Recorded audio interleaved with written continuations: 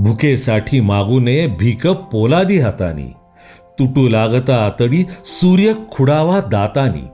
या ओळी तंतोतंत लागू होतात अत्यंत हालाखीच्या परिस्थितीशी संघर्ष करत 2025 साली UPSCमध्ये देशात 561वी रँक मिळवत प्रशासकीय अधिकारी होण्याचं स्वप्न पूर्ण करणारे बापूसाहेब गायकवाड यांना, धुणीभांडी करणारी आई आणि ट्रक ड्रायव्हर, वॉचमन म्हणून काम करणारे वडील, याही परिस्थितीत त्यांनी आपल्या मुलांना शिक्षण दिलं आणि त्यांच्या कष्टाचं या पठ्ठ्यानं चीज केलं.